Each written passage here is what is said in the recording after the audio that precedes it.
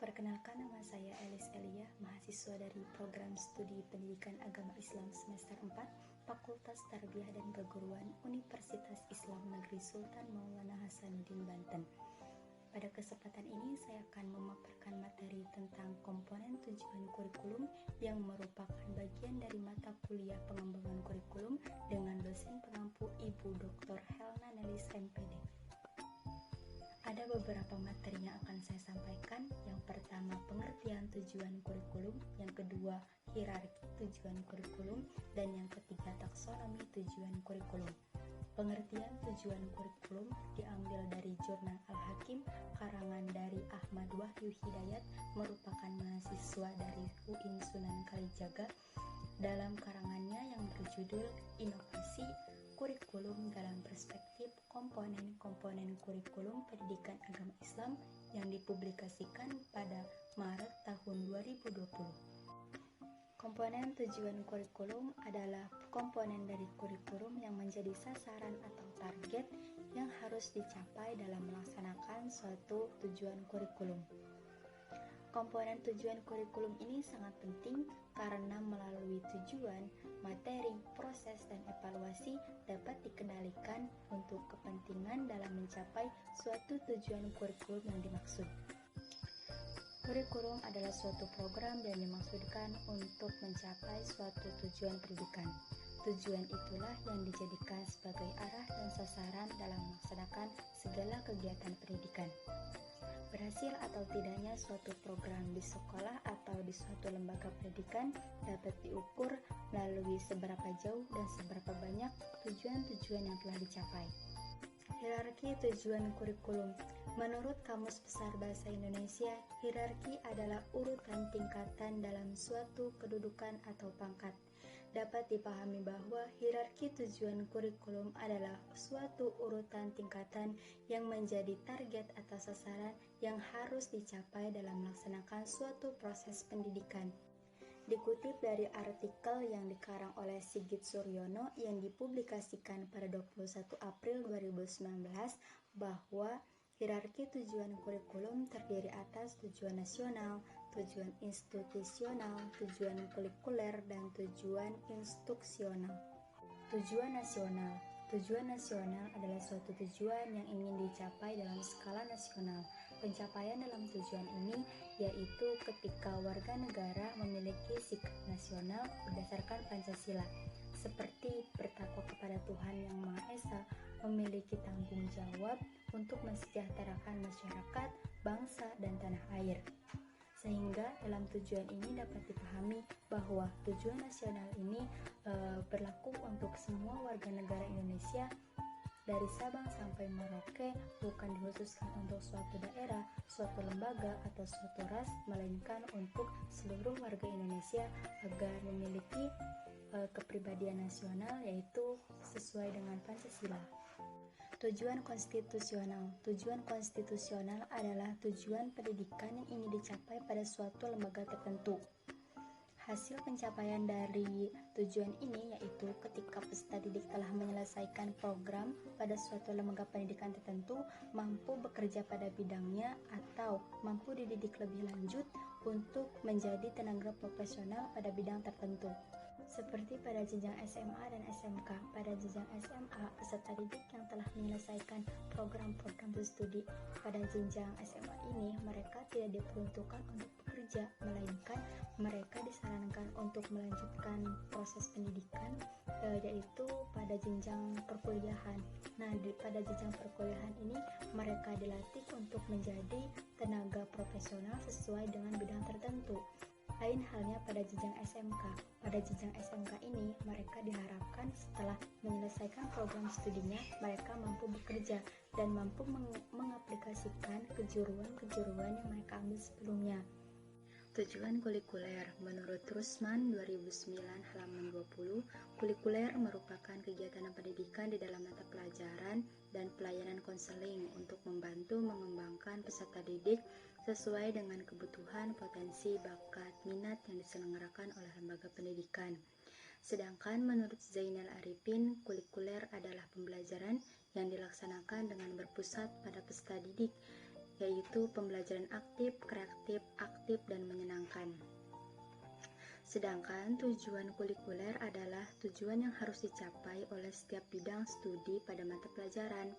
Oleh karena itu, tujuan kulikuler dapat didefinisikan sebagai kualifikasi yang harus dimiliki siswa setelah mereka menyelesaikan suatu bidang. Ada 3 bentuk kegiatan kulikuler menurut Puan Ishan 2013 halaman 223. Yang pertama intrakulikuler, kokulikuler, dan ekstrakulikuler. Intrakulikuler itu adalah proses kegiatan belajar yang biasanya dilakukan di kelas. Kegiatan ini merupakan kegiatan yang wajib diikuti oleh seluruh siswa. Perannya itu seluruh siswa dan guru ikut berperan dalam kegiatan intrakulikuler ini. Tujuan dari kegiatan intrakulikuler yaitu menumbuhkan bidang akademik yang dimiliki siswa. Dalam intrakulikuler ini terdapat mata pelajaran yang harus diikuti oleh siswa. Sebagai contoh, pada jenjang SMA ada beberapa mata pelajaran yang wajib diikuti. Pada jurusan IPA itu ada seperti pendidikan wajibnya atau mata pelajaran wajibnya itu fisika, kimia, biologi. Sedangkan pada jurusan IPS itu ada sosiologi, ekonomi, sejarah, dan geografi. Sedangkan kokulikuler itu adalah kegiatan di sekolah yang dilakukan untuk menguatkan atau memperdalam ataupun sebagai kegiatan pengayaan mata pelajaran yang sudah dipelajari dalam kegiatan intrakulikuler. Jadi ada hubungannya antara intrakulikuler sama kokulikuler itu. Kegiatan ini dilaksanakan agar siswa terhindar dari pengulangan maupun tumpang tindih pemahaman yang dijelaskan oleh guru dari mata pelajaran yang satu maupun yang lainnya. Tujuan dari kegiatan kokulikuler yaitu membantu siswa agar lebih paham dan menghayati materi pelajaran yang diberikan oleh guru. Yang terakhir adalah ekstrakurikuler. Ekstrakurikuler adalah kegiatan yang dilaksanakan di luar pembelajaran atau di luar kelas. Berfokus pada kegiatan yang dilakukan secara kelompok. Dalam kegiatan ekstrakurikuler ini, siswa mempertimbangkan minat dan bakat yang mereka miliki. Dengan mengembangkan minat dan bakat, keterampilan yang mereka miliki akan makin berkembang dan bertumbuh dengan baik. Tujuan dilaksanakannya kegiatan ekstrakurikuler ini yaitu untuk memperluas pengetahuan yang dimiliki oleh siswa, juga membantu siswa dalam mengembangkan nilai dan menerapkan pengetahuan yang mereka miliki lebih lanjut.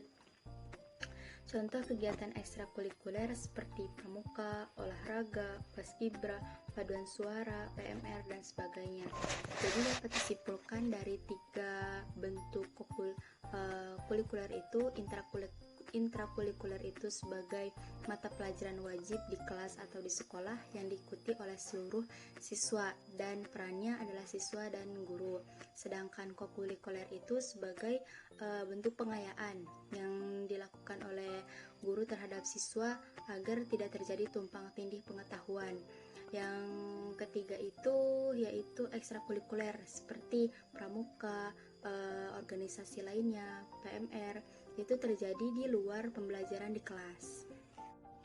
Tujuan instruksional atau tujuan pengajaran, yakni tujuan pendidikan yang ingin dicapai pada tingkatan pengajaran. Hasil pencapaiannya terbentuknya watak, kemampuan berpikir, keterampilan, dan teknologi. Tujuan instruksional juga disebut dengan tujuan pengajaran.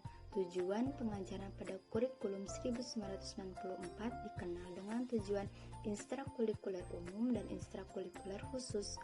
Menurut Gwinnett-Halley, Howard, dan Jones, tujuan instruksional umum adalah pernyataan umum mengenai hasil suatu program pengajaran. Menurut Drake dan Carey, tujuan instruksional umum itu adalah suatu pernyataan yang menjelaskan apakah kemampuan yang dimiliki oleh siswa setelah mereka menyelesaikan suatu program. Sedangkan menurut Brigg, tujuan instruksional umum adalah pernyataan umum mengenai tujuan akhir dari program pengajaran. Dari pengertian beberapa ahli tersebut dapat dikatakan bahwa tujuan ekstrakurikuler umum adalah tujuan pembelajaran setelah siswa menyelesaikan suatu materi pelajaran. Dan untuk mengetahui ketercapaian tujuan-tujuan umum dapat dilihat dari tujuan yang lebih khusus. Tujuan instruksional khusus adalah tujuan pengajaran di mana perubahan perilaku telah dapat dilihat dan diukur. Kata kerja yang menggambarkan perubahan perilaku telah dispesifikan sehingga memungkinkan dilakukan pengukuran tanpa menimbulkan lagi berbagai penafsiran. Sebagai contoh, siswa akan menunjukkan sikap positif terhadap kebudayaan nasional dan dapat dikhususkan dengan mengatakan siswa akan membuktikan dan menghargainya terhadap seni tari dengan ikut membawakan suatu tarian dalam perpisahan kelas. Dari pemaparan materi tersebut dapat dipahami bahwa instruksional khusus itu lebih menghususkan dari instruksional umum. Instruksional umum itu belum dapat dilihat dan diukur bentuk perubahan apa nih yang dimiliki oleh siswa, tapi kalau instruksional khusus ini lebih pada sudah menjurus seperti perubahan watak, sikap itu sudah dapat dilihat. Taksonomi tujuan kurikulum. Menurut KBBI, taksonomi itu adalah klasifikasi bidang ilmu. Taksonomi berasal dari bahasa Yunani yaitu tesen, yang berarti pengaturan, dan namos yang berarti ilmu pengetahuan. Taksonomi adalah suatu sistem pengelompokan pembelajaran sesuai dengan kemampuan. Dikutip dari buku karangan Wegulo yang berjudul Strategi Belajar Mengajar yang diterbitkan pada tahun 2008, menurut Bloom, taksonomi tujuan pengajaran itu dibedakan menjadi 3, yaitu kognitif, afektif, dan psikomotor. Pada ranah kognitif itu lebih pada pengetahuan, pengenalan, keterampilan, dan intelektual. Seperti pada pengetahuan itu, siswa dapat mengingat sejarah, menyelesaikan masalah matematika, atau memahami konsep ilmiah. Sedangkan kognitif pengenalan itu siswa lebih bisa membedakan objek-objek dalam lingkungan sekitar. Seperti contoh kecilnya itu siswa dapat membedakan mengenali wajah-wajah teman atau mengenali karakter dari teman sebaya. Terus kognitif keterampilan itu lebih pada pengembangan atau merancang suatu proyek desain, seperti membuat mading atau membuat sesuatu yang unik atau menarik. Kognitif intelektual itu sebuah pengetahuan yang kapasitas berpikir yang tinggi atau memiliki pemikiran yang logis. Sedangkan pada ranah afektif itu lebih pada aspek emosional, perasaan, dan sikap seseorang. Dalam kegiatan belajar diilustrasikan dengan emosional atau sikap siswa terhadap ketertarikan terhadap materi yang diajarkan, seperti nyaman atau tidaknya siswa di kelas atau dengan pembelajarannya atau dengan gurunya. Terus emosional siswa itu dapat dilihat seberapa aktif siswa di kelas, seperti bertanya atau menjawab pertanyaan. Yang terakhir yaitu psikomotor, merujuk pada kemampuan siswa melakukan gerak fisik atau kemampuan motorik. Seperti siswa memiliki kemampuan menulis cerita atau cerpen, memiliki keterampilan olahraga, mengikuti ekstrakurikuler olahraga, atau seni tari, seni musik, dan seni lainnya. Ditekankan pada psikomotor ini lebih pada siswa banyak melakukan gerak. Dari ketiga ranah tersebut dapat disimpulkan bahwa kognitif itu lebih pada pengetahuan, pengenalan, keterampilan, dan intelektual, seperti memecahkan masalah, berpikir secara logis, dan mampu membedakan suatu objek. Sedangkan pada ranah afektif itu lebih pada perasaan atau emosional, seperti kemampuan siswa dalam merespon suatu pelajaran di kelas. Yang terakhir yaitu psikomotor. Psikomotor ini lebih pada suatu kemampuan gerak siswa, seperti kemampuan dalam menulis, mengikuti banyaknya olahraga atau kemampuan dalam olahraga, seni seperti seni musik, seni tari, dan seni-seni lainnya.